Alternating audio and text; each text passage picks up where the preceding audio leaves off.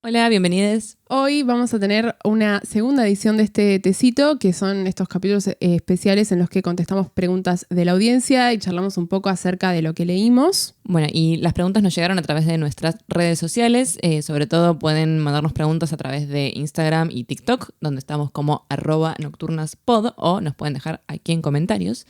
Y ya que estamos con el tema de las redes, queríamos comentar que abrimos un cafecito. Abrimos un cafecito. Ustedes saben que este es un proyecto independiente, así que cualquier colaboración es bienvenida para que podamos seguir creando contenido.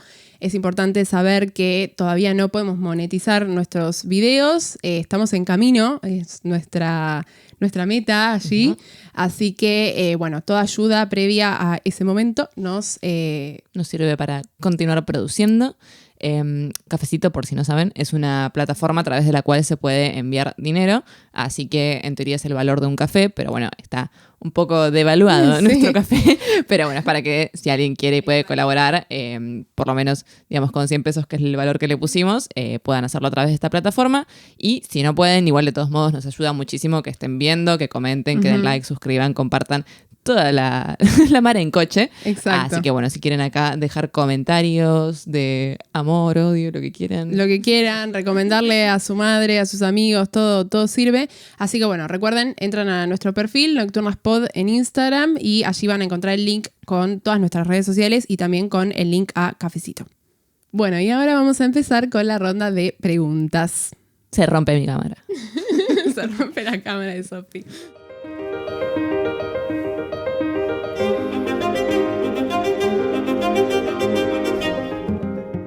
Entonces, para comenzar, vamos a hacer la pregunta que hicimos la vez anterior, que es, ¿qué estás leyendo o qué has leído recientemente? Bueno, recientemente terminé un libro de Sally Rooney, que es el último que salió, se llama Beautiful World, Where Are You? No recuerdo bien cuál es la traducción, pero sé que está traducida al español. Y la verdad que me encantó, o sea, de los libros de Sally Rooney que leí, que igual no leí todos, o sea, solo leí Normal People y bueno, me gustó muchísimo. Para darles un poquito de qué se trata la trama.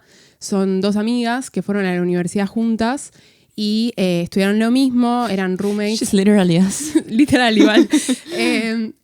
Eran roommates mientras estaban en la universidad y después, bueno, cuando terminaron la universidad, como un poco por cuestiones de la vida adulta, cada una tomó su camino. Y en el momento en el que comienza la historia, ellas viven en lugares separados, o sea, están separadas por 3 horas de viaje, por decirlo de alguna manera. No les voy a decir por qué, pero bueno, un poco la trama se va ligando con los mails que ellas intercambian porque no les gusta hablar por teléfono. Entonces intercambian mails que la verdad que son muy lindos porque no es un mail como de hola, ¿cómo estás? ¿Qué hiciste esta semana? Sino como que tienen conversaciones como muy profundas, elaboradas, en cierto punto bastante filosóficas, porque son dos chicas que estudiaron literatura, ¿no? English, entonces tienen como toda esta cuestión. Y bueno, y después tenemos otros momentos en los que tenemos la vida de cada una, ¿no? Su día a día y las cosas que les van pasando, que obviamente involucra, como en todo el libro de Sally Rooney, vínculos amorosos y, bueno, a ver si salen bien o salen mal. Pero la verdad que es un libro muy, muy lindo. Me lo devoré en tipo 4 días y la verdad que es bastante extenso. Así que también comenten si alguien lo leyó, si les gustaría que lo tratemos en el podcast, porque estoy segura que a Sofi le va a encantar. Así que estaría bueno también hacer un Sally Rooney 2.0. Está muy, muy bueno. Lo recomiendo. Más o menos que Normal People.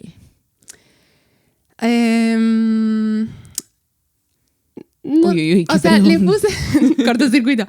Le puse la misma cantidad de estrellas, 5 estrellas, porque Normal People me encantó también. Creo como que es un libro con el que me sentí por ahí más identificada, ¿no? Uh-huh. Como que la historia de Connell y Marianne, obviamente es una historia tremenda y es hermosa y qué sé yo, pero es como muy especial, ¿no? Como que obviamente a uno, si no vivió por ahí una relación tórrida de ese tipo, por ahí no siente tanta empatía más que disfrutar de la trama. Y en este libro, este intercambio de mails implica que en muchos momentos se tratan temas que a una persona como adulto joven, ¿no? Que sale al mundo, o sea, eso es básicamente, ¿no? Como el hilo del libro. Entonces resurge mucho esta discusión de, bueno, las cosas que uno se cuestiona, cómo se va separando de los valores que inculcaron los padres, cómo van cambiando las percepciones del amor, por qué uno toma malas decisiones, por qué uno toma buenas decisiones. Y la verdad que eso como que siento que me tocó mucho en lo personal.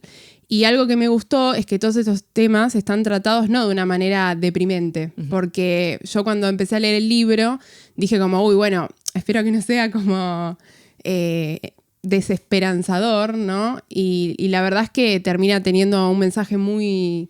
Me sorprendió de Sally Rooney, ¿no? Porque Normal People termina bastante... Bueno, pero el mensaje es bueno. Pero el mensaje es bueno. Pero no, acá también el mensaje es muy lindo y bueno, no les voy a spoilear el final, pero me parece que está bastante en línea, ¿no? Como para uno brindarle optimismo. Y los personajes están, bueno, excelentemente construidos. Obviamente toda esta cuestión de las cosas vanas, ¿no? De la vida diaria que Sally Rooney logra como poner en sus historias es excelente, así que me ¿Tiene encantó. signos de puntuación en los diálogos? No tiene signo de puntuación en los diálogos. Por ahí algo que facilita es que, y que Son se mails. diferencia de Normal People, es que, bueno, tenemos mails y también tenemos varias veces se recurre a esto de como textualizar una conversación tipo un chat. Entonces, cuando se pone el chat, es como que ahí sí Más aparece claro. el nombre, tipo nombre, 2 puntos, ¿no? Como si fuera un chat de MSN o no sé. Pero bueno, no, después cuando tenemos una escena en la que los personajes se supone que están hablando simultáneamente, no hay líneas de diálogo. Creo que eso es más como Conversations with Friends, tiene más eso. Claro, o hay muchos es verdad, mensajes. tal cual. Así que bueno, me gustó mucho y espero que hagan una serie porque a diferencia de Normal People o Conversations with Friends, bueno, en Conversations with Friends igual hay más de una pareja ahí como dando vueltas, pero en este caso tenemos como que las dos protagonistas tienen como, Sus vínculos. claro, sus vínculos y sus problemas dentro de cada vínculo y sus ventajas y etcétera, etcétera. Entonces como que me daría mucha curiosidad ver a quién ponen de... A Paul Mescal. No, Paul Mescal. Tipo hay uno, ¿no? Que es Simon, que es como el hombre ideal, digamos. Son todos irlandeses. Son todos irlandeses, sí. Y bueno, una de las parejas, digamos, se desarrolla en Dublín, ¿no? En la capital, y la otra en un pueblo que no se dice cuál, pero que se entiende que es como si fuera el pueblo de Corel y Marianne, como un... Carrickley. Claro. Así que, bueno, yo lo escuché por audiolibro, que lo encontré ahí, por ahí. Y estaba bueno porque estaba leído con voz tipo irlandesa. Así que Me con encanta el inglés. acento irlandés. Sí, y me encantó porque la chica que lo leía, la verdad que también lograba interpretar muy bien los momentos en los que tenía que representar a los varones, que o sea, era la misma voz, ¿no? Y la verdad que está muy, muy bueno. Así que Saoirse Ronan es irlandesa. sí. Podrían castearla para algún... Re podrían castearla, Saoirse. Re. Y como Simon, que bueno, es este hombre ideal, no sé a quién... Timothée Chalamet. No, porque es como más ideal, tipo es como el hombre, ¿me entendés? Y después hay uno que es como más de pueblucho, que ese no sé. Así que bueno, se los recomiendo mucho. ¿Vos qué estuviste leyendo? Bueno, voy a confesar que el último libro que terminé de leer fue uno de Haruki Murakami, que tengo una relación muy conflictuada, que es Norwegian Wood, que me enteré que también es Tokyo's Blues, que a mí me lo habían recomendado. Tiene mucho hype ese libro. 2 personas distintas me lo habían recomendado con los distintos nombres y yo siempre pensé que eran 2 libros. Ah, Era un solo libro que se llama Norwegian Wood o Tokyo's Blues. mira. Y sí, para mí creo que es el más conocido de Kafka, iba a decir. De Murakami, Sí. que tiene otro libro que se llama Kafka on the Shore, Sí, que sí. no es este. Y tuve mis problemillas porque siempre tengo los mismos conflictos con Murakami, que es cómo escribe a las mujeres y cómo describe las relaciones sexuales. Pero, más allá de eso, me gustó mucho la trama. Y me gustó mucho los personajes, en este caso un personaje femenino que es Mineko. Me parece que el libro en general como que tiene algo muy lindo, que es como una novela de aprendizaje. El protagonista es un chico que empieza la universidad y me gustó mucho, me recordó mucho a Soseki, que es un autor japonés de principios del siglo XX. Tiene una novela que se llama Sanshiro, que también es un chico que se muda del campo a la ciudad y comienza a asistir a la universidad.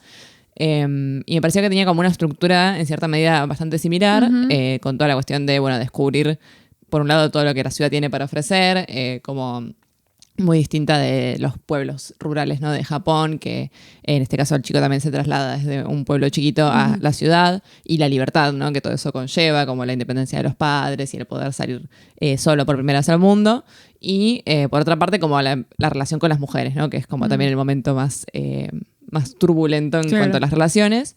Y en este caso hay dos chicas. Hay una que... Yo escuché el audiolibro, entonces no estoy segura de cómo es, pero creo que es Nieko o Mieko, y la otra es Mineko.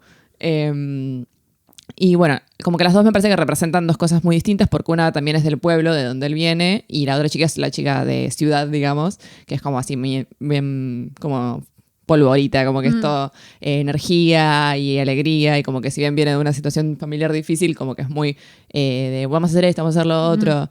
Y mientras que la otra chica... no es un spoiler porque esto lo dicen al principio del libro, pero bueno, era la novia del mejor amigo de él que se suicidó. Entonces como que en cierto punto representa también toda una lección del pasado, ¿no? De la tristeza y de la depresión.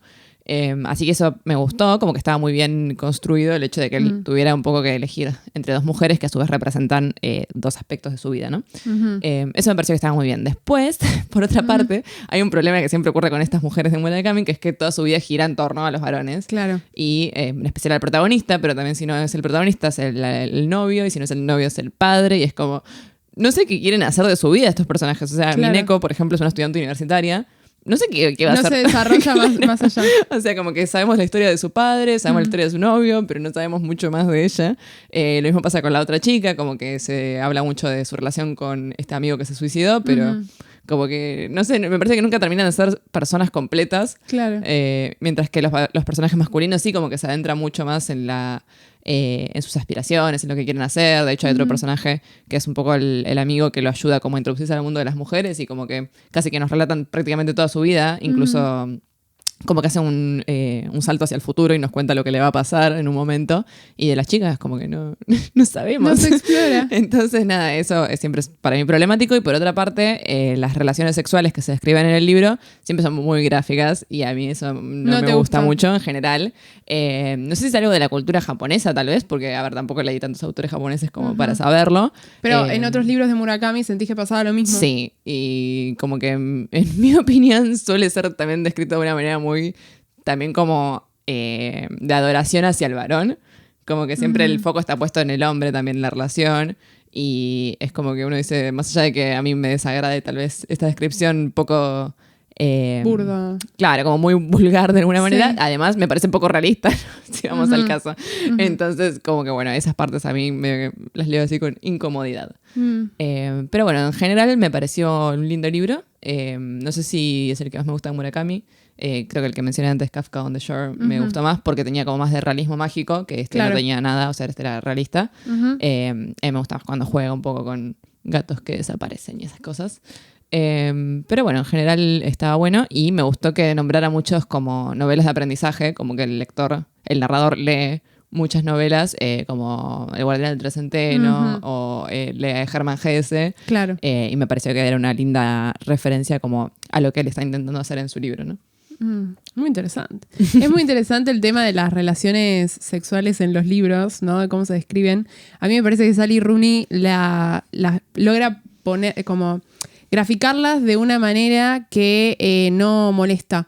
Porque la perspectiva es en ese momento bastante cinematográfica, por más de que en otros momentos del libro las escenas suelen estar centradas bastante en la interioridad de un personaje o de otro. Y cuando hay escenas de sexo, tenemos como un ida y vuelta que es bastante equitativo y se centra mucho en los diálogos, ¿no? En lo que dicen los personajes en ese momento, sin necesidad de describir gráficamente qué es lo que está pasando, ¿no? Sí, además como que siempre me parece que en Sally Rooney cumplen alguna función, ¿no? Porque en el momento en el que se da la relación sexual también ocurre algo de fondo entre los personajes. Y en cambio Murakami me parece que a veces es como narrar por narrar. Claro, sí. Y también en este libro en particular, como que todas las mujeres querían estar con el protagonista, y vos decías como, claro, sí. Es un pibito de 18 años, o sea, ¿qué puede tener de maravilloso, no? Tal cual. Bueno, después tenemos que decir que estamos leyendo el mismo libro. Sí. Pero bueno, recién estamos comenzando, creo que ambas estamos recién por el principio. Que yo pensé que Sofi ya lo había leído. No. O sea, yo lo leí porque pensé que Sofi me lo estaba recomendando y simplemente me estaba diciendo como, ¿Leíste? No quería leer esto. Claro. Y pues el otro día me habló para decirme, che, ¿lo encontraste? Me pasás el archivo. Y yo como, che, pero vos no lo leíste. Así que bueno, empezamos a leer Cómo me enamoré de Nicolas Cage, de Carla Quevedo. Así que no vamos a decir mucho porque seguramente vamos a hacer un capítulo al respecto. Pero a mí, por lo pronto, me está gustando. Y a Sofi también, así que... recomendamos, ¿no? Como por ahí si quieren ir adelantando la tarea. Claro, adelantando la tarea, ¿no? No sabemos si lo vamos a hacer ya, pero pronto, porque ya lo estamos avanzando. Así que pueden leerlo antes del capítulo. Que yo no sabía esto, pero Carla Quevedo es la actriz que está en El secreto de sus ojos. Es la chica que se muere al comienzo. Y bueno, fue como su papel estelar, pero también es un papel muy secundario, ¿no? O sea, como que no dice nada. Claro, es verdad. Y la protagonista es una actriz. Claro, es... no, como una actriz. Claro, ella dice que es actriz en el primer Claro, sí, la narradora. Pensé que sí, la protagonista de Secreto de sus ojos. No, protagonista del libro, la narradora, es una actriz. Claro, ¿no? sí. Pero se cambia el nombre, ¿viste? O sea, la narradora se llama Marta, no se llama Carla, pero en un momento menciona que estuvo en una película ganadora del Oscar. Exacto. Que es El secreto de sus ojos. No lo dice, pero... Claro, se da a entender. Y debo decir que me gustó mucho, no sabía con qué me iba a encontrar, porque como es una autora contemporánea y está como muy... como que hubo mucho hype al respecto. Viste que uno no sabe cuando las cosas se vuelven muy populares en las redes sociales, decís, tal vez me encuentro con una porquería. Y la verdad que no, que está muy bueno y que es muy atrapante, ¿no? Como que no lo puedes soltar. Sí, es verdad, no lo puedes soltar. A mí me parece que... en general me suele pasar, ¿no? Que cuando encuentro un libro que está muy bueno en español y sobre todo cuando un poco tenemos este dialecto argentino, ¿no? Porteño o lo que sea dando vueltas, como que me suele atrapar bastante porque yo, o sea, hace bastantes años ya que me acostumbré mucho a leer libros en inglés por una cuestión de... yo quería decir que leía libros en inglés. No, pero por una cuestión de que muchas veces uno no quiere esperar, ¿no? A la traducción o no consigue la traducción, etcétera, etcétera. Y bueno, nada, uno se acostumbra, pero la verdad es que leer un libro en español está buenísimo y también me pasa eso, como que empatizo mucho con ciertas expresiones que ella incluye en su pensamiento como narradora, entonces me atrapa también por ese lado. Bueno, y vamos a decir algo, pero lo vamos a dejar para el capítulo, que es que a las dos nos vendieron que el libro... bueno, ella dice cómo me enamoré de Nicolas Cage, pero Nicolas Cage es un seudónimo para un cantante de una banda que no se sabe cuál es, ¿no? Y a los dos nos dijeron que se suponía que el cantante era Julián Casablancas de los Strokes. Para mí no es. O sea, lees la descripción y no parece para nada Julián Casablancas. Tal cual. Y a mí me pasó que como yo ya sabía esto, cuando aparece el personaje por primera vez, vieron que en general uno tiene una imagen mental de los personajes por ciertas descripciones o por lo que sea. Y a mí ya ese personaje me lo imaginaba como Julián Casablancas y no. Y bueno, vamos a dejar para el podcast cuáles son nuestras teorías de quiénes pueden ser, pero bueno, no nos parece que sea Julián. ¿Harán una serie o una peli de este libro? Podrían. O sea, para mí, ella debe tener un poco de miedo a que la demanden, porque viste que uno no puede decir cualquier cosa sobre una persona famosa. Pero bueno, está todo muy oculto, ¿no? Tras una capa de seudónimos. Claro, o sea, lo que decíamos la otra vez de la saga de... no sé si lo hablé acá pero la saga esta de After, que es una saga que surgió de una fanfic de Harry Styles, como que el libro, yo no lo leí, pero me contaron, que claramente describe, o sea, a Harry como los tatuajes y qué sé yo, con un par de diferencias, pero básicamente es lo mismo. Y después salió la película, todo. Sí, pero o sea, ahí hay un personaje que está inspirado en Harry Styles, pero es un personaje, o sea, como que... Claro. El chabón no es cantante, tipo, el protagonista Claro, de After es verdad, como un tipo que estudia o algo así. Sí, es verdad. Y en cambio Casco, pues bueno, es el cantante de una banda muy famosa. Muy famosa, sí, es verdad. Así que no sé si la pueden hacer por ese tema, pero bueno, si la logran hacer estaría bueno, la verdad. Perdón, acá me acabo de enterar que Beren no sabe esto. O sea, está basado en una experiencia real de la narradora, o sea, de la autora, que lo transforma en una ficción, obviamente, pero, o sea, esto le pasó, conoció al miembro de una banda y se enamoraron. Claro, entonces entiendo que por eso, ¿no? Puede ser medio difícil, claro, ¿no? Como que se pueda terminar deduciendo quién es. Y de todas maneras me parece que igual como movimiento marketinero, ¿no? Sirve, ¿no? Que exista este misterio, como decíamos. Así que bueno, yo me había quedado en la parte que ella había sido la actriz que aparecía en El secreto de sus ojos y por eso cuando lo leí en el primer capítulo dije, qué copado que lo incluya de esta manera, pero no pensé que posta... No, claro, es autoficción. Claro. Entiendo. Ahora todo es más divertido. ¿Quién será? ¿Quién es?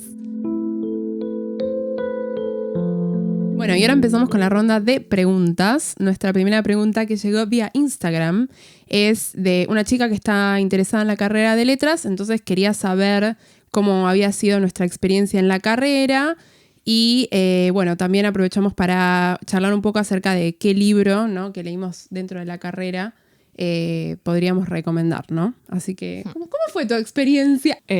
A ver, creo que primero y principal voy a decir que a mí me encantó la carrera de letras. Yo la verdad que no sabía qué estudiar y me metí medio al azar en letras porque me gustaba leer, así que como que no sabía muy bien qué hacer. En un momento pensé en estudiar traducción, por ejemplo, porque me interesaba la traducción literaria. Después había pensado arquitectura, porque una cuestión de que me gustaba la historia del arte y el arte en general. Pero bueno, finalmente terminó ganando letras. Y debo decir que toda la carrera a mí me encanta. Es una carrera que volvería a elegir si tuviera que iniciar de cero otra carrera.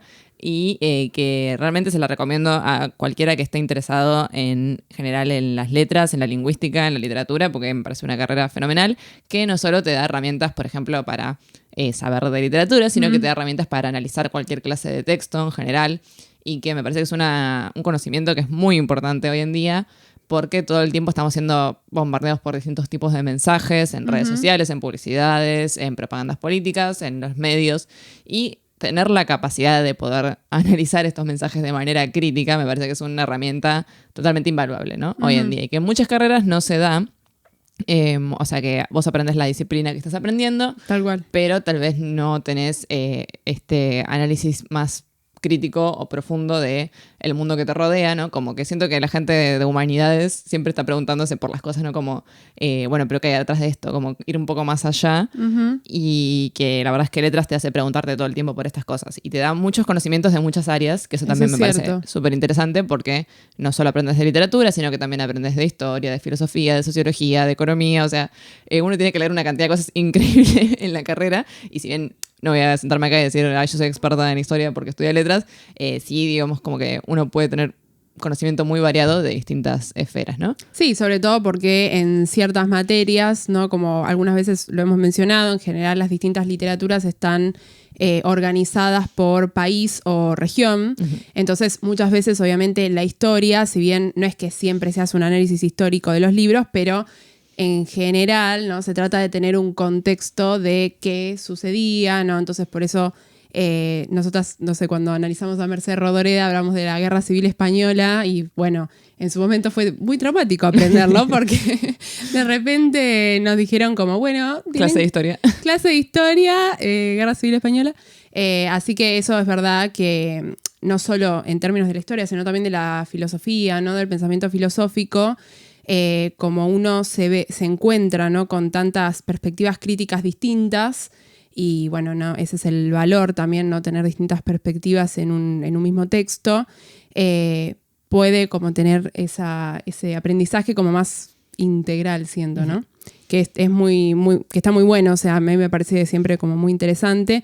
Y algo que a mí me hizo acordar, antes de mencionar un poco de qué me pareció a mí la carrera, de lo que dijo Sofi, es esto de que me parece que hay mucha libertad, ¿no?, cuando se trata de analizar textos en la carrera y, por ejemplo, presentar un parcial, que si bien la cátedra siempre te baja una bibliografía que es obligatoria, por lo menos yo siento que nunca me pasó que si uno tiene, no sé, un texto extra que le gusta o que trajo de otra materia o de otra disciplina, no es que te dicen, no lo puedes usar, tenés que usar estos que te doy yo. Como que siempre, obvio, por una cuestión de lo práctico de la materia, tenés que trabajar la bibliografía obligatoria porque por algo es obligatoria, pero hay como mucha libertad también para crear.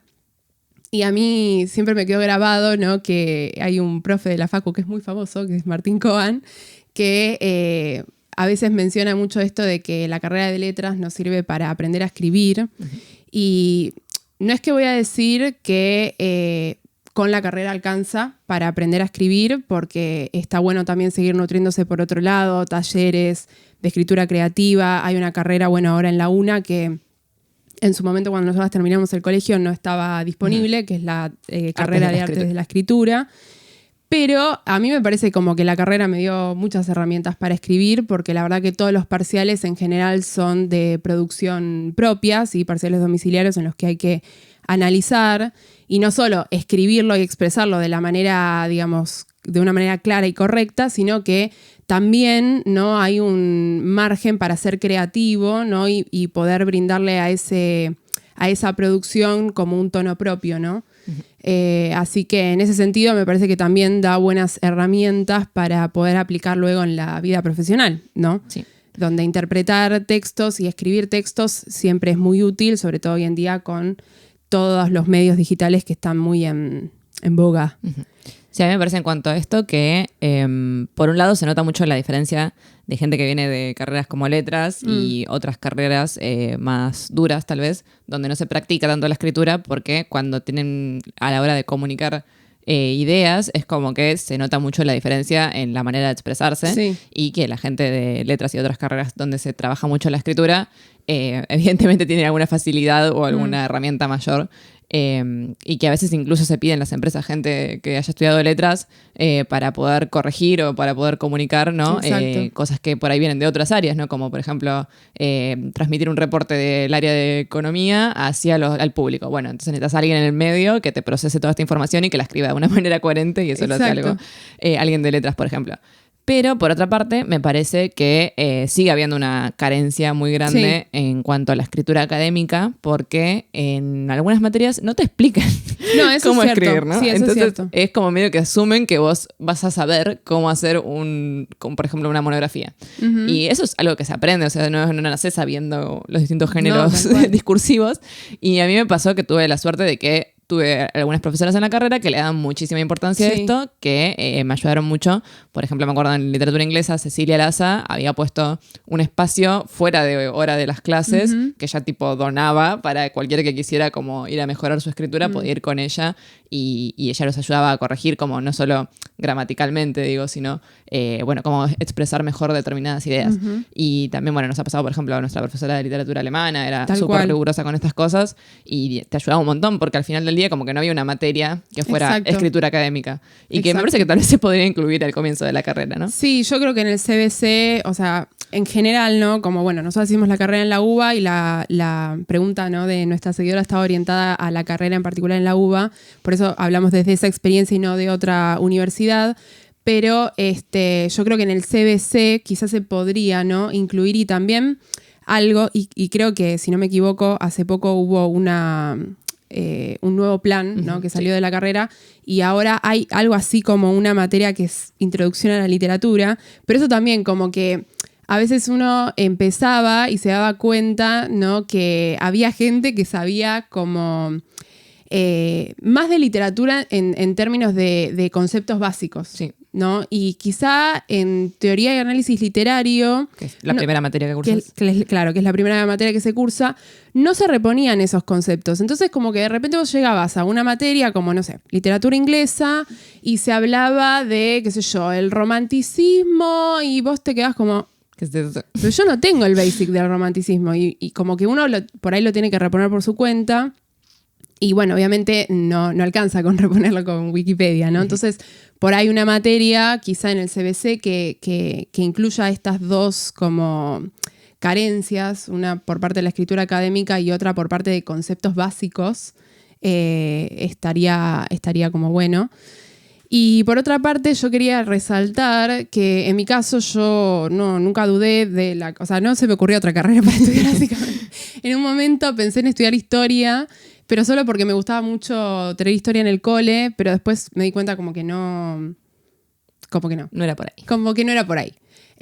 O sea, yo sabía como que quería que por ahí el título me dé como más opciones de luego poder aplicar, ¿no?, la carrera en la vida profesional, porque en realidad no tenía idea cuando terminé el colegio, como nadie tiene, ¿no?, de qué quería trabajar. Entonces como que todos los adultos de repente te dicen como, no, bueno, pero no tenés que pensar solo en lo que te gusta estudiar, sino en lo que querés trabajar. Y yo como... No quiero trabajar. Claro, o sea, ¿qué sé yo de qué quiero trabajar? Entonces como que en mi mente fue como, bueno, lo que más me llena, lo que más me gusta hacer todo el tiempo es leer. Y entonces, bueno, hago esta carrera que me va a permitir leer todo el tiempo. Porque si hago otra carrera no voy a tener tiempo para leer, porque yo soy una persona muy estudiosa y cualquier carrera que empezaba sabía que iba a querer ser excelente en esa carrera, entonces no me iba a dejar tiempo. Y bueno, también, ¿no? Como que a uno siento que le inculcan mucho que en la universidad uno es un número más, ¿no? ¿No te decía mucho esto? Sí, como, ay, si vas a la UBA, nadie va a saber tu nombre. Nadie va a saber tú y vas a ser un número más. Y yo no sentí eso en la carrera para nada. O sea, nos hemos cruzado profes súper amorosos, como dice Sofi, que no solo amorosos desde el sentido de que buenas personas, sino muy predispuestos a ayudarte fuera de hora, a abrir espacios virtuales para hacer consultas, a presentarte siempre las correcciones con respeto. Nunca a nadie como así con... Bueno, sí, obviamente. Hubo, pero... Un par de egos que después uno se entera, ¿no? Como por rumores de la facultad que son egos ya vitalicios. Pero tampoco nunca un maltrato en una situación de final, nunca... Bueno, obviamente sí hemos visto gente saliendo que salió llorando, pero bueno, por ahí pues no habían preparado... pero a mí nunca me pasó que me traten mal en un final. Y bueno, también me gustó eso porque siento que eso hace la experiencia un poco más llevadera en el sentido de que uno se siente más acompañado. Y a veces en los procesos de aprendizaje eso es muy importante, ¿no? Como sentir que uno tiene tantas herramientas para poder desarrollar sus dudas. Me parece que está bueno tenerlo como espacio. O sea, nosotros siempre les contamos que encontramos como nuestra familia con la cátedra de griego y por eso seguimos participando en investigación con ellos. Pero es el día de hoy que yo no tengo dudas que si nos contactamos con algún profe para pedirle un paper o lo que sea, nos van a contestar con la mejor de las ondas. Y bueno, siento que está muy bueno eso para resaltarlo. Sí, incluso me ha pasado que te reconozcan, o sea, como... Sí. De decirte, me encantó tu trabajo durante la cursada, como incluso después de terminado, que no tenía ningún deber con vos, ¿no? De decirte Tal algo cual. y van y te dicen algo lindo y es como, no sos simplemente estudiante número 8590, sino que te ponen un nombre y saben lo que haces y cómo pensás. Entonces, la verdad que es muy enriquecedor, porque además es una facultad dentro de todo chica, o sea, si bien somos muchos alumnos, no es medicina, ¿no? Que son obvio. Una cantidad enorme. Entonces, medio que te conoces con todos y está muy bueno como tener esta buena relación con los profes y que no solo para dudas académicas, sino Tal después por cual. ahí, qué sé yo, oportunidades laborales y cosas así, Obvio. como que te puedes poner en contacto. Obvio, tal cual. Además, eso es verdad, como que resaltan mucho tu trabajo y si ven que no sé, hiciste un parcial que está muy bueno, después por ahí al final de la cursada te dicen como, che, estate atento porque vamos a lanzar convocatorias de adscripción, entonces por ahí a vos que te interesa este tema, como que muy individualizado el trato, ¿no? Así que para esta chica que nos preguntó, estas son nuestras recomendaciones. Bueno, yo quería hacer una crítica más, que es lo que siempre hacemos, que es en relación a la inclusión de mujeres en los corpus. Sí. Y eso sí me parece que es un problema Faltante. que hay en la facultad. Porque es muy loco pensar que en una facultad de humanidades, donde nos la pasamos hablando de género y de feminismo, ¿no? Creo que en todas las materias, al menos en algún momento, tuvimos que leer lecturas feministas, es decir, analizar algún texto desde una perspectiva de género.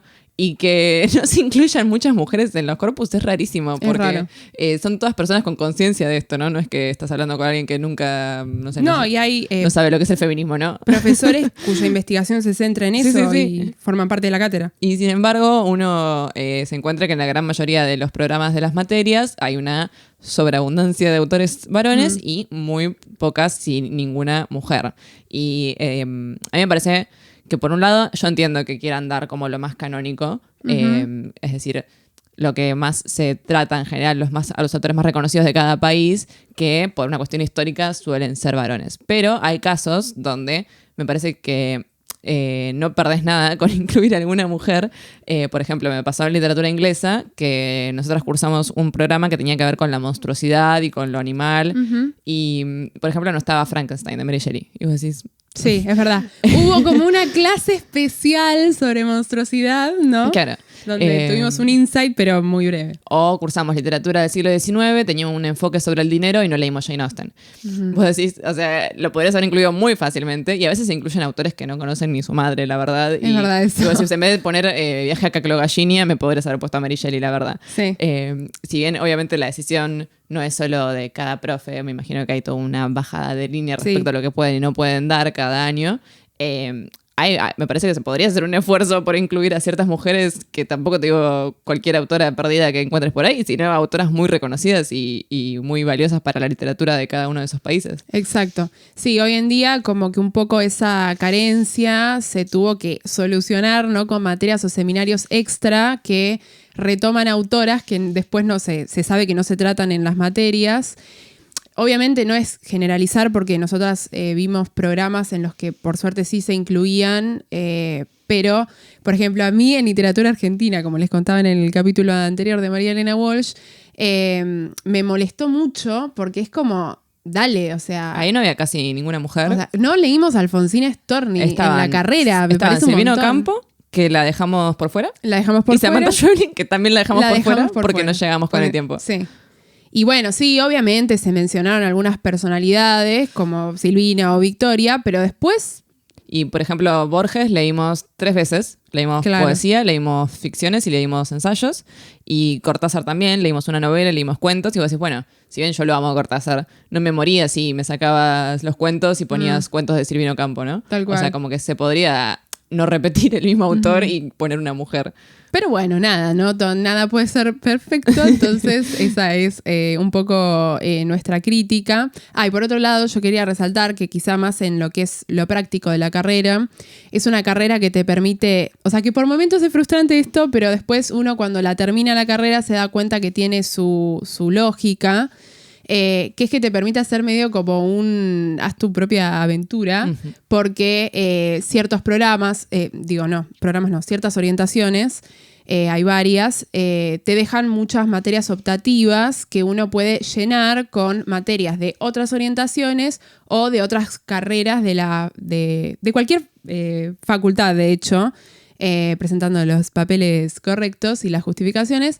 Y eso está bueno porque, por ejemplo, a nosotras nos permitió hacer la orientación de literatura extranjera y meter varias materias de letras clásicas que, a nosotras particularmente nos interesó mucho la parte de lengua y cultura griega, pero digamos, como que ese espacio vacante, que creo que son 7 materias optativas, si no me equivoco, te permite jugar mucho con quizás las preferencias distintos. Claro. Yo he conocido gente que utilizó esas materias, por ejemplo, para hacer un par de la carrera de filosofía o de la orientación de lingüística o de la carrera de artes, y eso me parece que está bueno porque ahí como que cada uno, ¿no?, se va especializando en lo que va a querer aplicar a futuro en un trabajo o en algo que va a ser su investigación, ¿no? Es una carrera que también te prepara mucho para la investigación, si es lo que querés hacer, ¿no? Yo metí un montón de seminarios de española. Tal cual. Y otra cosa que quería decir, que ahora también, perdón, otra crítica, ahora decía todo lo negativo. No, igual, sí, vayan a letras. Muy buena carrera. Pero no, digo, quería, ahora que decías lo de esto de otros seminarios que tal vez te sirvan para tu formación laboral. Me parece que otra cosa que está muy desactualizada es que hoy en día se pide mucho para cosas que tienen que ver más con lo digital. Yo, por ejemplo, trabajo en el rubro, digamos, de lo que es la tecnología semántica, que es algo que hoy día se está desarrollando un montón, y casi no hay nada en la carrera que te prepare para eso. Hay creo que una materia y cada tanto se dan algunos seminarios. Sí.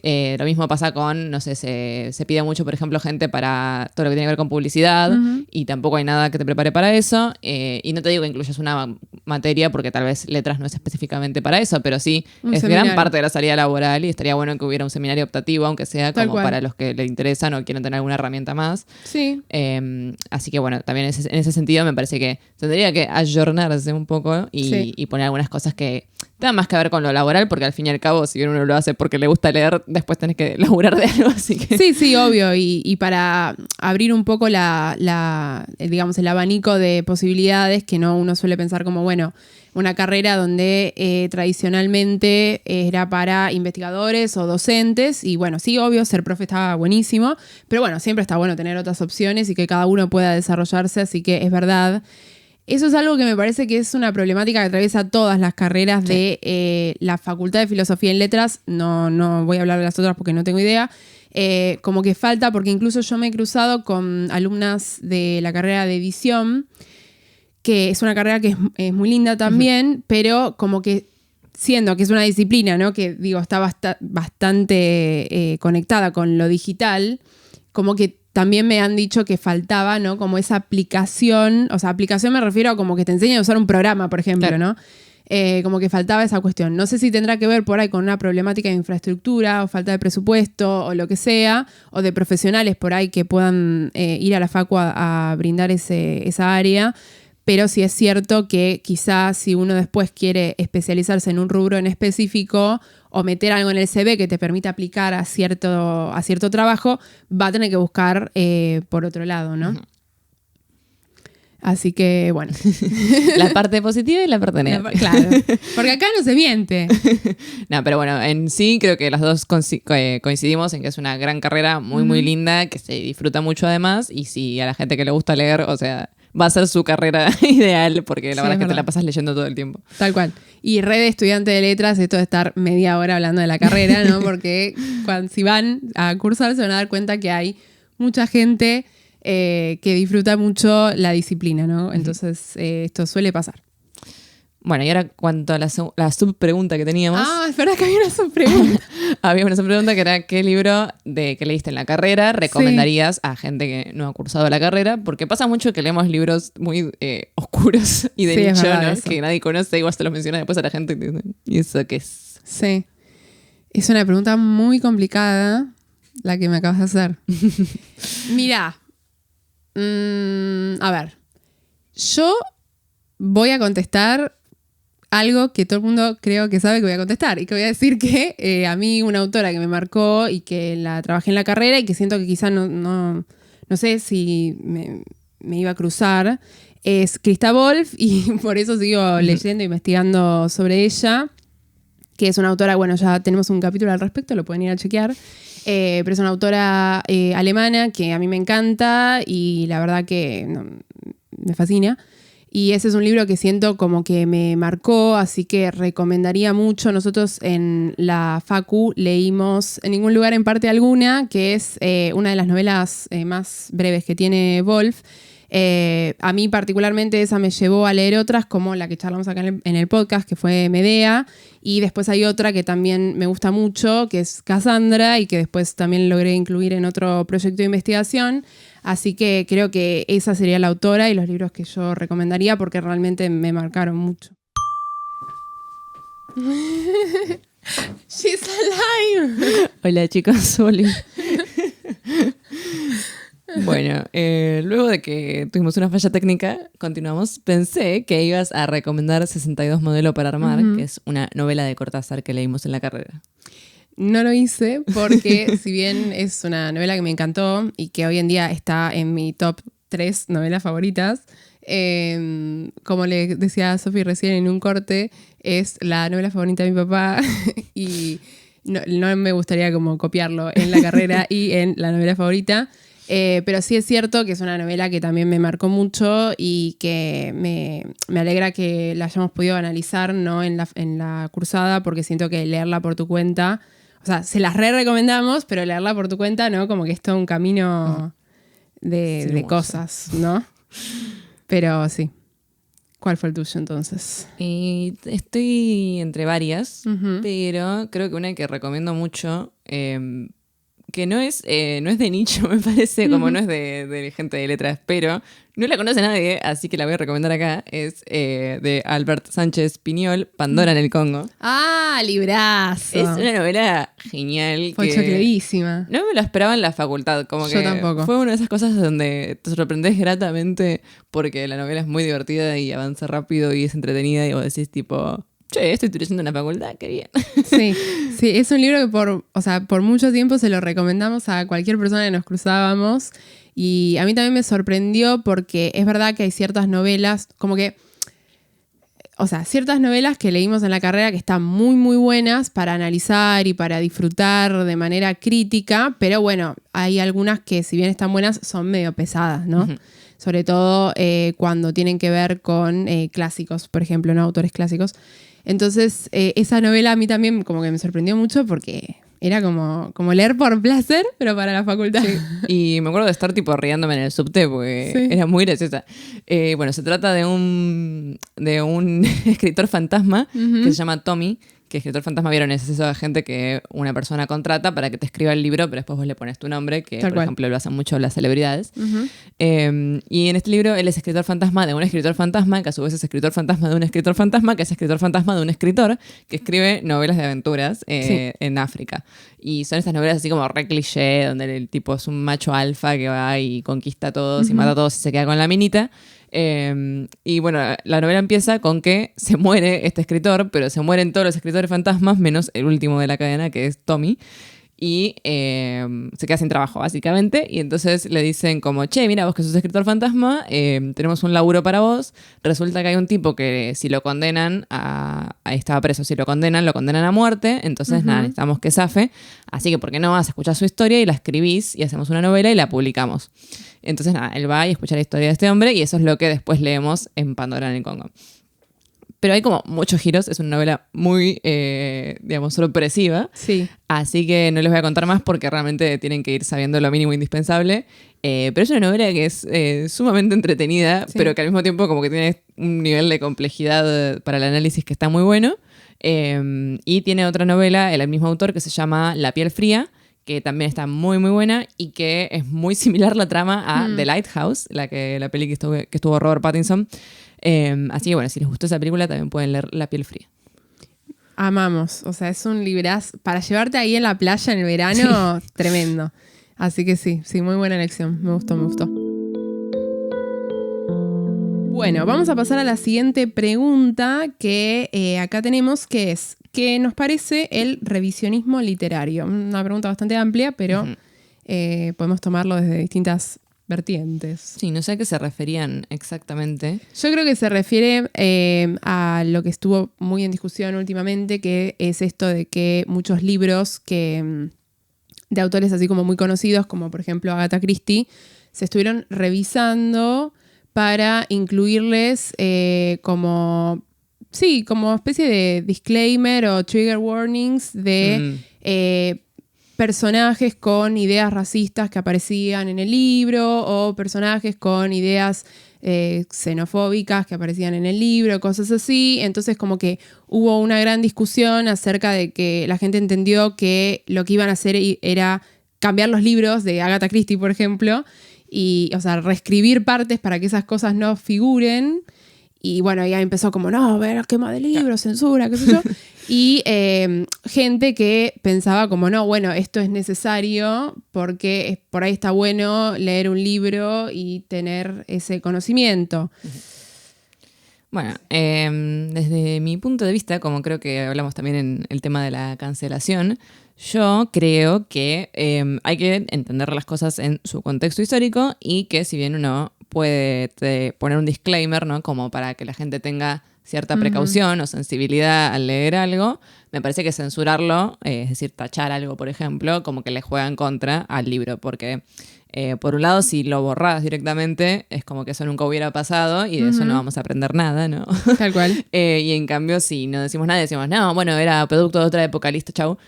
Como que, bueno, tampoco está bueno porque, si bien, por ejemplo, qué sé yo, a mí un autor que me gusta mucho es Kurt Vonnegut, y en un libro de ensayos de él usa la N palabra muy libremente, pero no para denigrar a alguien, sino porque como que se usaba como... Estaba describiendo unos diálogos y la gente la usaba y él la usó porque era lo que había escuchado. O sea, me parece que Vonnegut nadie lo acusó nunca de racista y es un autor que siempre abogó por los derechos de la humanidad y la igualdad. Entonces, nada, por ejemplo, ahí, no sé, de como tacharlo de racista y no venderlo más a Vonnegut y censurarlo y quemar todos los libros, me parecería una exageración total. Claro. Entonces, si bien me parece que estaría bueno, por ejemplo, poner antes de este ensayo como el autor usa esta palabra que es racialmente sensitiva, ¿no? O sea, como tengan cuidado porque hay gente que puede no querer leerlo por esto o, bueno, simplemente saber que en ese contexto tal vez no se tenía la sensibilidad que tenemos ahora de decir esto está mal o esto no se dice. Pero bueno, más que eso, me parece que no está bueno prohibir la lectura de ciertos libros, a menos que sea, no sé, mi lucha. O sea, como a ver, si es un discurso de odio activamente, ahí en ese sentido lo entiendo. Pero cuando es estas cosas como de, bueno, o sea, en ese momento tal vez no se sabía, me parece que no vale la pena censurarlo porque de ahí no vamos a nunca a aprender ni a evolucionar nada, ¿no? Sí, yo opino lo mismo. Me parece como por ahí que en un término más amplio, el revisionismo literario quizá está bueno justamente volver sobre esta idea que muchas veces mencionamos acá de, bueno, cuestionarse por qué una lista de clásicos o esas famosas 1000 libros que tenés que leer antes de morir no incluyen, por ejemplo, a un porcentaje lógico de autoras mujeres o de autores de racializados, LGBT, etcétera, etcétera. En ese sentido me parece que sí, porque siento que se cierran, digamos, como categorías que por un sinsentido, ¿no? Por una cuestión de, bueno, esto es lo canónico y me parece que como esta cuestión del canon, ¿no? Que si bien es una discusión muy amplia,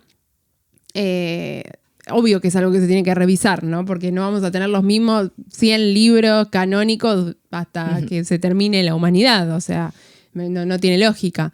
En ese sentido sí me parece que es útil, pero después como esta cuestión por ahí de querer borrar cierta parte de un libro que igual, o sea, yo siempre pienso, ¿no? Como en todo lo que cuesta escribir un libro, ni hablar de publicarlo, entonces el hecho como de toquetear ese libro y de un autor que, por ejemplo, ya no está vivo, como que no le veo ningún tipo de sentido, o sea, no mejora la experiencia de lectura para nada. En todo caso, no sé si me molesta, o sea, no me molestaría que haya como una especie de disclaimer antes de leer el libro, que cada uno pueda tomar su decisión, si eso ayuda a lastimar, digamos, menos las sensibilidades de ciertas comunidades o de ciertas personas, me parece que no molesta a nadie. Pero está bueno, ¿no? Como que la gente tenga en cuenta que, bueno, los escritores también están sujetos a su época, eso es algo que no se va a cambiar y quizá no es productivo, ¿no? Como dice Sofía, esta cuestión de prohibir o demonizar a un autor por el uso de cierta palabra o por la inclusión de cierto tipo de personaje, ¿no? Porque también para un autor escribir un libro donde hay un personaje, por ejemplo, racista, y en la actualidad siguen existiendo personas racistas, ¿no? Entonces, quizá, obvio, ¿no? Hay que tener en cuenta de qué manera está tratado ese personaje, pero digo, siendo que es ficción, uno puede incluir cualquier tipo de personaje, ¿no? O sea, en ese sentido. De hecho, ahora, por ejemplo, en Disney se hace esto de poner el disclaimer. Sí. Y nos pasó, hace poco vimos una peli, Los Aristogatos, no sé si la recuerdan, son unos gatitos de dibujos animados, muy linda la película, excepto por que hay uno de los gatos que es estereotípicamente chino y de una manera muy que yo creo que debe ser muy ofensiva para la comunidad. Y bueno, entonces antes de la peli te ponen un disclaimer como de que hay una representación negativa de ciertas comunidades. Eso me parece que está bien, porque después, si no, ¿qué vas a hacer? ¿No vas a prohibir los aristogatos? Claro. Sí, claro, volver a animarla, pero con ese gato sacarlo. Bien hecho. Claro. Sí, o sea, me parece como que igual, o sea, como también siento que hay otra parte, ¿no? De la comunidad lectora o cultural, o como se quiera llamar, que cuando pasan estas cosas, este tipo de discusiones, como que se enojan, ¿no? Como que el primer acercamiento a la discusión es el enojo. Y no, que van a agarrar los libros y la censura, y qué sé yo. Y muchas veces por ahí es quedarse en la superficie, como recién nos tomamos un break y estábamos merendando y salió el tema del etiquetado frontal de los productos. Como que también, ¿no? Como que de repente todo se arma una grieta y es como...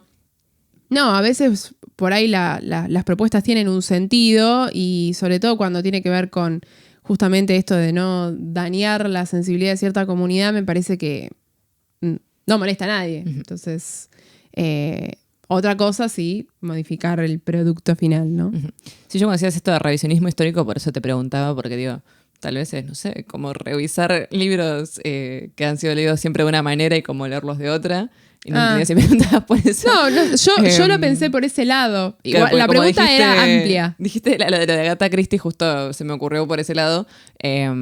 Porque, por ejemplo, hay muchas autoras como Agatha Christie que siempre fueron pensados como algo muy popular, ¿no? Como medio ficción así quiero decir trash, pero digo, en el Sí. sentido como de que se producía así medio para las masas, ¿no? Y que por ahí hoy día como que lo leemos y le damos un análisis un poco más profundo y la valorizamos también a Agatha Christie en tanto una mujer que escribió y que fue muy exitosa para el momento, a pesar de todo lo que le había sucedido. Después busquen la historia porque es buenísima. Oh, podemos hacer un capítulo de Agatha Christie. Sí, pero todo lo que le pasó es excelente cuando desapareció Sí, 10 sí, días. Es buenísimo. Pero bueno, o sea, como también eso, ¿no? Revisionismo literario, tal vez en un buen sentido, puede ser como poner en valor algunas obras que tal vez habían quedado, como siempre, encasilladas de la misma manera por la crítica, Sí, ¿no? sí. Bueno, quizá iba por ese lado la pregunta. Yo lo pensé porque digamos, el sintagma estuvo como muy discutido últimamente o viral por ese lado, justamente en relación a esto de las novelas de Agatha Christie, que creo que fue una iniciativa que surgió, no sé si en Estados Unidos, Siempre no son las recuerdo. yankees. Pero sí, algún yankee estaba en la historia. Entonces lo entendí por ese lado, pero bueno, si nuestra seguidora que hizo la pregunta pensaba que íbamos a contestar otra cosa, déjenos en los comentarios y bueno, Queda en el para próximo otro. tecito retomamos la discusión. Bueno, hace poco yo me enteré que Charlotte Perkins Gilman era racista y antisemita. Y fue muy triste porque es una de las autoras por ahí como más valiosas para la literatura feminista, ¿no? Es la que escribió El tapiz amarillo. Y cuando uno se entera de esas cosas es un poco como... Como lo de Silvia Plath, Sí. que nos quedamos como tiesas. Pero bueno, no sé, o sea, como que siento que también eso, como tener en cuenta a la hora de después analizarlo, está bueno y por eso me parece que también está bueno que se advierta tal vez al lector, ¿no? Sí, está bueno que se advierta, que se tenga en cuenta y después yo pienso que cada libro también, sobre todo cuando después el autor muere, digamos, y ese libro sobrevive, ¿no? Más como un producto vivo. Hay distintas maneras de analizarlo, distintas maneras de criticarlo y siempre me parece como que es productivo, siempre que haya análisis respetuoso y con argumentos. Bien, siguiente pregunta. Las leo todas yo porque Sofía no me entiende la letra, no es que quiero robar cámara. ¿Qué opina? Esta pregunta la vamos a leer entera porque está muy buena, así que vamos a citar a nuestra seguidora. ¿Qué opinan de las recomendaciones de libros mediante tropes o tropos, ¿no? Ejemplo, BookTok. Y nuestra seguidora dice: noté que desde el furor de este formato, varias escritoras empezaron a incluir más de estos tropes, abusando su uso. Sí, yo estoy de acuerdo con nuestra seguidora, lo he notado también y la verdad que no me gusta que se empiece a hacer esto, pero al mismo tiempo entiendo que los autores quieren vender y que también el mercado editorial les exige de cierta complacencia con estas cosas de las redes, como de decir, bueno, es un enemies to lovers y es como... Y por ahí incluso se está haciendo esto con libros muy famosos y que no necesitan que se hagan esto, tipo, como Orgullo y Prejuicio, ¿no? Creo que en su momento lo hablamos, le ponen enemies to lovers y ni siquiera entra en el tropo del enemies to lovers, entonces no entiendo por qué le ponen esto. Y esto muchas veces surge del fanfic, que el fanfic por ahí tal vez sirve más estas categorías porque como que uno ve un producto, ¿no? Como ya hecho y acabado y después dice, ay, pero ¿y si en esto pasara tal cosa? Y es como algo muy específico, por ejemplo, un enemies to lovers, o digamos hay un montón de tropos que aparecen en el fanfiction como, qué sé yo, el... Friends to lovers. Claro, o el universo alternativo donde todos trabajan en una cafetería, como que son cosas muy específicas y muy puntuales. Y me parece que para el fanfic está bueno porque por ahí uno quiere leer algo súper específico. Pero en los libros en general uno se encuentra con historias mucho más complejas y con muchos más recovecos y revueltas que un solo tropo, ¿no? Entonces, como que reducir toda una historia a un tropo me parece que no le hace ningún favor a ese libro ni a los autores, porque parece que al final del día solo pueden escribir una sola cosa. Me molesta un poco que se lo hagan a los libros como estos, como decíamos, Orgullo y Prejuicio ya reconocidos. Y... como que entiendo que ahora hay como cierta producción específica de esto, como que la gente dice, bueno, voy a hacer un libro que venda, entonces voy a escribir un enemies to lovers. Y la verdad que me parece muy triste y empobrecedor para la literatura, porque de nuevo, ya desde hace tiempo como que incluso se intenta salir como de lo que son los géneros literarios en general, como de decir, bueno, un libro no es solo fantasía, solo ciencia ficción, sino que suele incurrir en distintas cosas, y incluso esto de reducirlo a un solo tropo literario me parece muy pobre y muy triste para la pobre literatura. Sí, estoy totalmente de acuerdo, tanto con Sofi como con nuestra seguidora. Agradecemos por la pregunta, también muy buena. Sí, yo, a ver, como que siento que entiendo como el desarrollo, ¿no? O sea, como que en Wattpad, por ejemplo, funcionaba mucho por esto que vos decís y uno estaba acostumbrado a buscar por estos tropos lo que más le interesaba. O sea, no sé, yo quiero leer una fanfic de Los Juegos del Hambre, pongámosle, pero quiero leer un Enemies to Lovers de, no sé, 2 personajes del Distrito 13, qué sé yo. Y uno podía buscar, como reducir esa búsqueda, ¿no? Y para eso servían los tropos.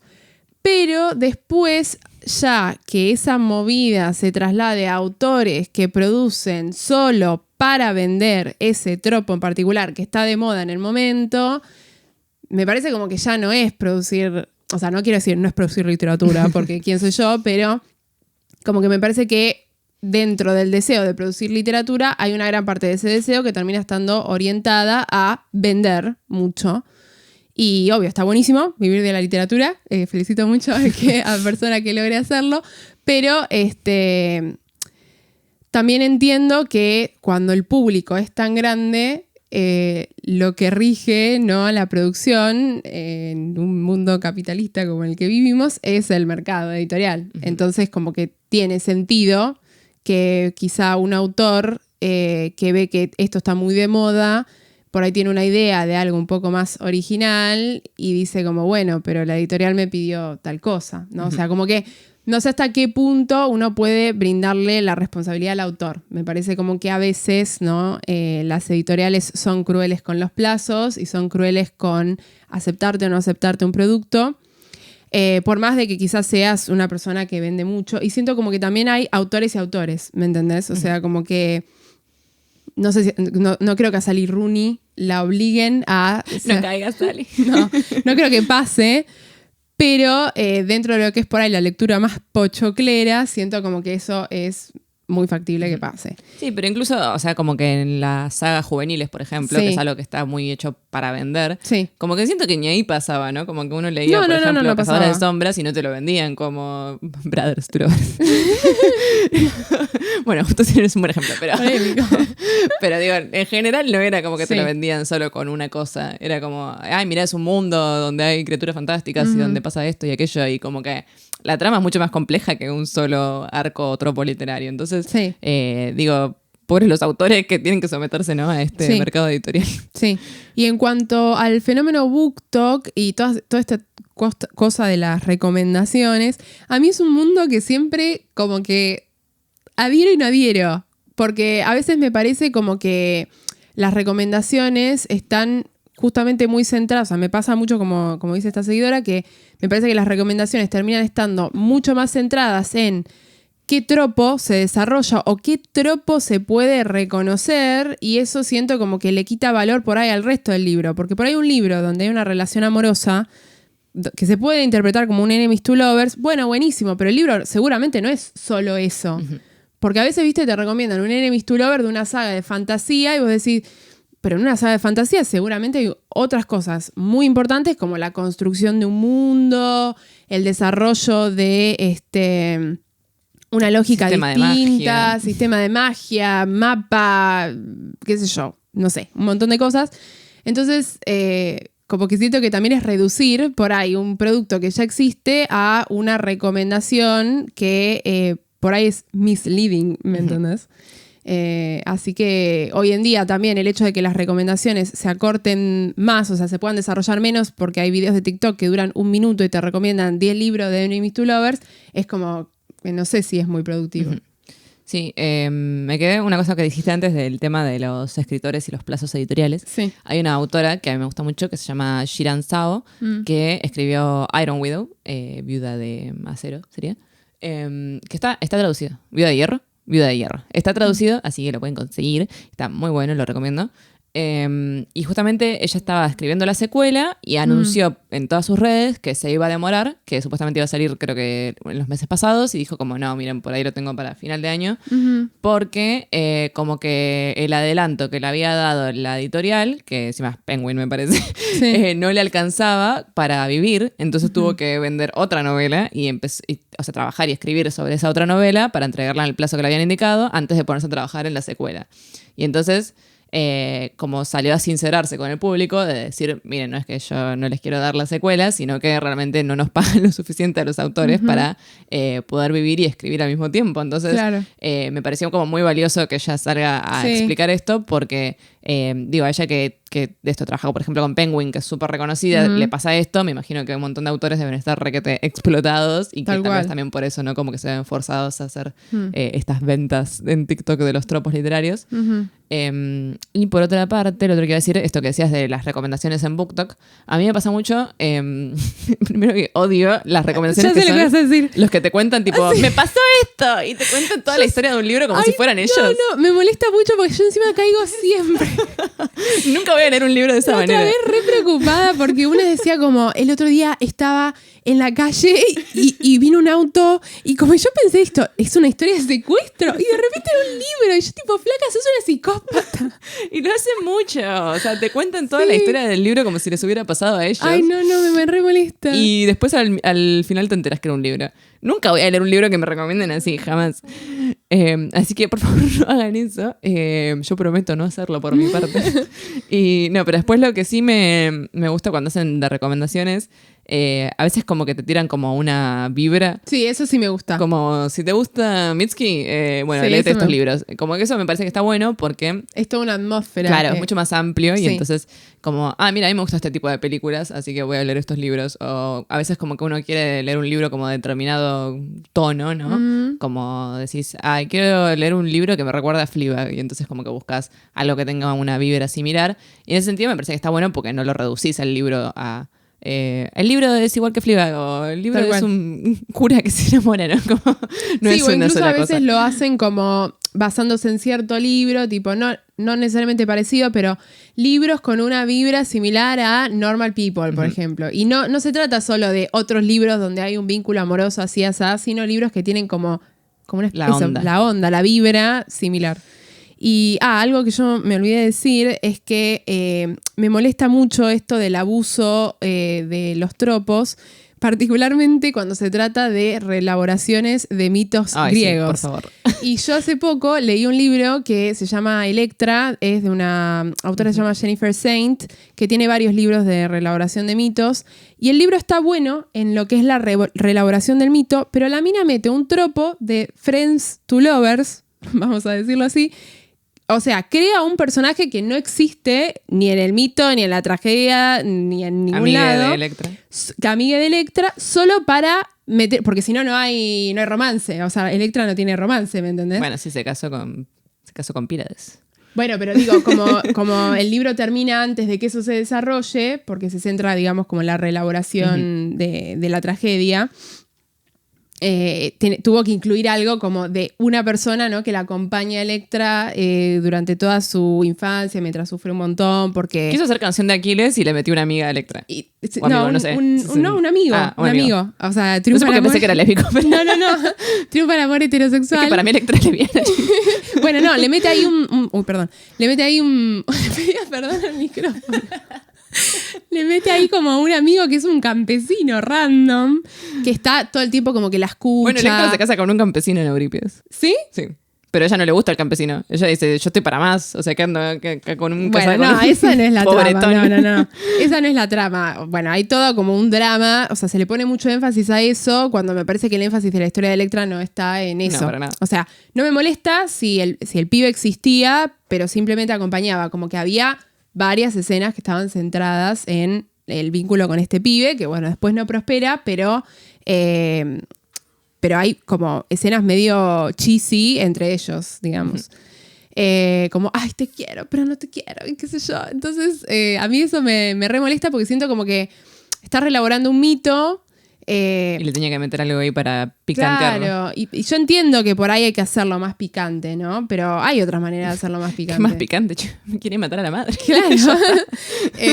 No sé, me pareció innecesario. Así que sé que también sucede en otros libros de este estilo, ¿no? Que son reelaboraciones así de mitos y me molesta un poco. Yo tengo muchos problemas con las reelaboraciones de mitos. Hay muchas que me gustan mucho y hay muchas que me parecen una porquería. Sí. Sobre todo como en nuestra era de de nuevo de Girl Boss. Es como cuando quieren agarrar una figura mítica y volverla Girl Boss, me saca de quicio. Porque es como que quieren hacer algo que no va con el contexto. Porque, o sea, las mujeres estaban recontra cagadas a palos en Grecia. O sea, no la pasaban bien. Entonces, como cuando se van de mambo con esas cosas, no me gusta. Ahora, la que sí iba a recomendar es una que yo trabajo para mi investigación, que se llama House of Names, sería la casa de los nombres, de Colm Toibin.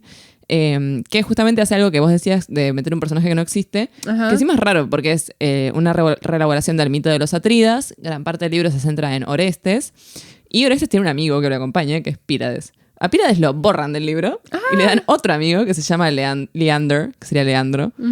Y nada, como que hay una relación ahí muy tensa con este muchacho. Pero yo dije, qué raro, porque si ya tenía un amiguito. Además, tipo Pílades y Orestes. Hay una famosa cita, ¿no? Que circula mucho, la de yo te voy a cuidar, y le dice, no, nadie quiere hacer esto, y el otro le dice, sí sos vos. Y eso está en la tragedia. Sí, es verdad. Nada, es muy lindo, pero me pareció raro que le metan ahí como otro amigo. Pero bueno, está muy, muy bueno el libro, más allá de este Inventovich. Sí, a mí Canción de Aquiles, ponerle, me gustó. A mí me re gustó. Y siento que no, o sea, si bien hay como obviamente una intensificación de la atención en el vínculo amoroso, ¿no? Me parece que está muy bien explotado. Me gustaría tratar ese libro en el podcast. Es un muy buen libro. Está el sacrificio de Ifigenia. Que... También. No, y me gustó mucho que está narrado desde Patroclo, que tal vez es un personaje que, o sea, como que no se retomó tanto después, ¿no? Como que aquí le sigue una y otra vez reaparece. Obvio, porque es él, es Brad Pitt, chicos. No hay otro como él. Pero bueno, está bueno que aparezca Patroclo, que tal vez no hay tantas perspectivas. Exacto. Así que bueno, muchas gracias a nuestra seguidora que nos hizo esta increíble pregunta. Y después quería darles una recomendación que ella nos puso también en Instagram, que es que nos recomienda Storygraphs, que es como una plataforma alternativa de Goodreads, donde aparentemente es más amigable toda esta cuestión del sistema de puntajes que un poco nos quejábamos en el tecito anterior.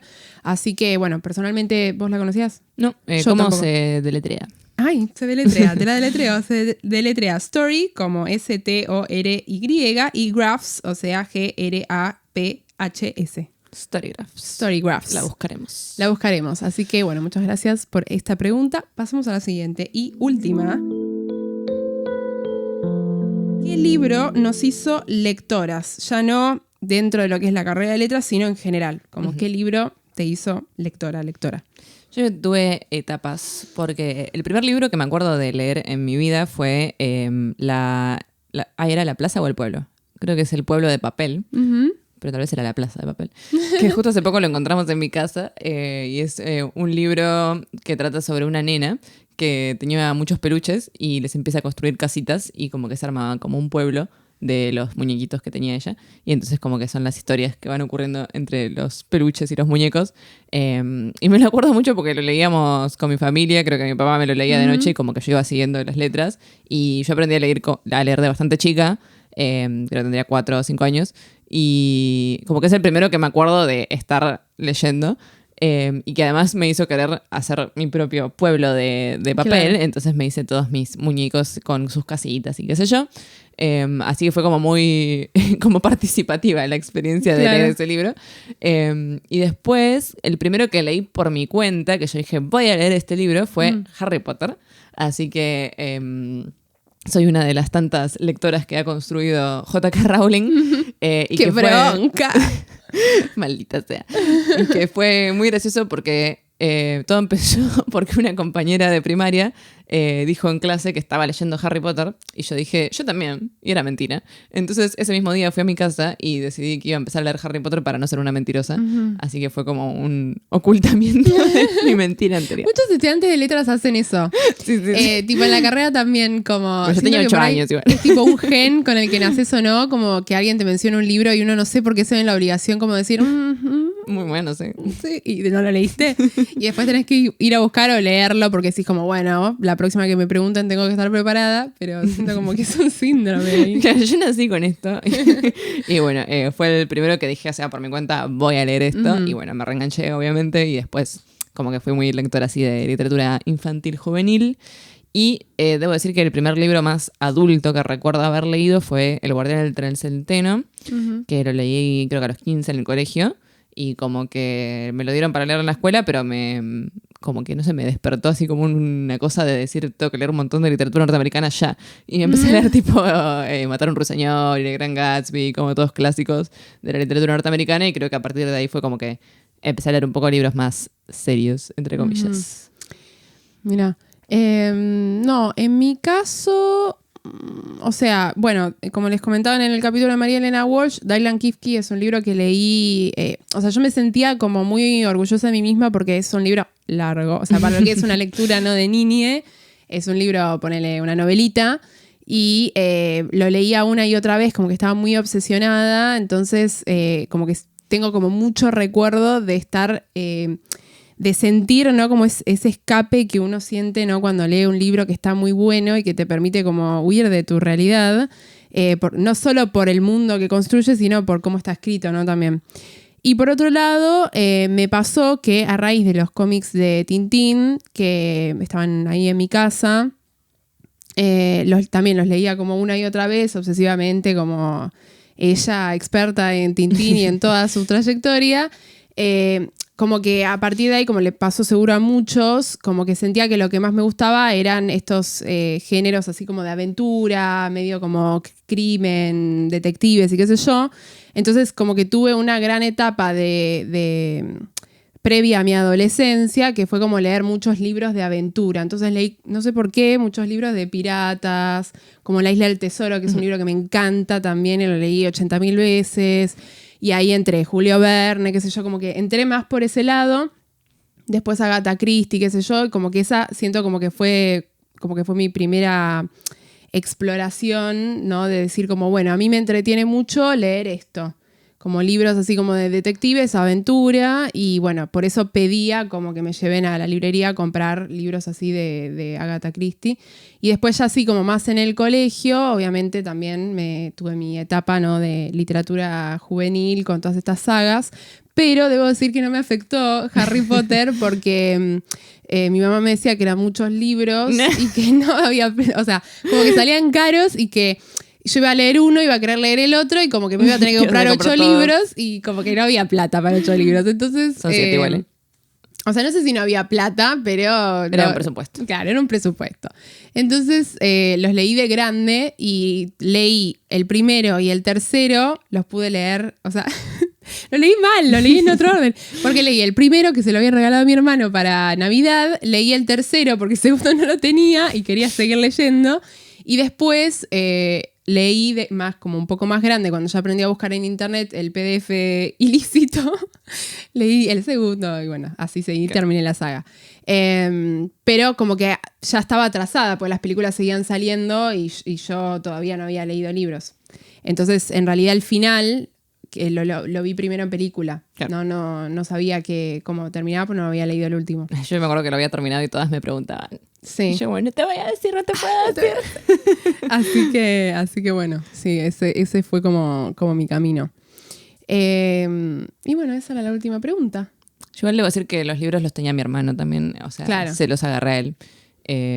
Y no sé por qué el segundo también como que lo perdimos. O sea, hubo mucho tiempo que no teníamos el segundo libro y después me lo regalaron y se volvió a perder. Está maldito el segundo. Sí, no sé qué pasaba con el segundo, porque a mi hermano también le regalaron el primero y después le regalaron el tercero, no le regalaron el segundo. Y a mí la segunda película es la que menos me gusta también. Sí, a mí no me gusta mucho. O sea, no es la que menos me gusta. Bueno, pero... Me parece que la quinta y la... No, bueno, la quinta sí no me gusta tampoco. Pero como que dentro de lo que es bueno, la cuarta o la tercera... Para mí la 3 es espectacular. O sea, como que no hay comparación. No, iba a decir que a mí me pasaba mucho también con esto del como medio síndrome de mentir, estudiante de letras en potencia, que por ahí tenía, no sé, 11 años y en mi casa siempre hubo muchos libros, porque mi papá estudió lo mismo que yo. O sea, yo estudié lo mismo que mi papá en realidad. Y por ahí yo agarraba y decía como, ay, sí, hoy voy a leer Shakespeare. Y agarraba el libraco y como que no entendía una goma. Y así sí, me pasó yo he leído como muchas cosas que no entendía. Que como que iba por el mundo diciendo como, sí, yo leí Shakespeare. Y por ahí mis compañeros estaban como, sí, qué impresión. Ya leyó Shakespeare. Y por ahí yo no tenía idea. Y por ahí hasta la facultad, en realidad, como que no leí Shakespeare de verdad. así como analizando y qué sé yo. Entonces como que siento que uno no tiene que mentirse a sí mismo. No está mal Yo si leí no leíste. El Príncipe de Maquiavelo y tenía, Claro. no sé, 13, o sea, ¿qué habrá Sí. entendido? No sé. Claro, no, tal cual. Así que bueno, estas fueron las preguntas de este tecito. Déjenos qué libros han mentido. Sí. O qué libros los hizo lectores también, si Bueno, quieren. una vez me crucé un tweet de, ¿cómo se llama? Ezra Koenig, es el cantante de Vampire Weekend, Ujú. y dijo que una vez una chica le había preguntado si había leído Por el camino de Swan, que es de la primera parte de En búsqueda del tiempo perdido, y no le contestó, tipo por mensaje, se fue a la biblioteca, sacó el libro, leyó todo el libro y cuando terminó le dijo, sí, por... ¡Lo amo! ¡Yo! Recomprometido con la causa. Yo cada vez que alguien me pregunta, sí, literal. Después cuando ella lo dice como todo el mundo va a estudiar letras a partir de Cuando este estudien capítulo. Después cuando estudien letras, iba a decir, se van a dar cuenta que las primeras materias, sobre todo las que son como más multitudinarias porque son obligatorias, Todos mienten. Todos mienten. Y se la pasan levantando la mano y diciendo como, ay, sí, en el verano estuve leyendo esta novela, todos los cuentos de Borges de adelante para atrás. Digo, dale, en el verano te pusiste a leer eso. Nadie. O cuando como que sabían cosas de crítica literaria, que vos decías, Sí, ¿de dónde ¿qué, cuándo? sacaste? ¿Cómo lo estudiaron? No, sí. Algunas personas son un mundo aparte. Dejen de mentir. Sí. Sobre todo vos. Ah, no decía el nombre. Mentira. Arroba. No. Bueno. Déjennos preguntas. Vamos a tratar de hacer este tipo de ediciones una vez por mes, más o menos. Ya seguía tentada. Así que déjenos preguntas y nos vemos la próxima. Hasta la próxima. Adiós. Chao.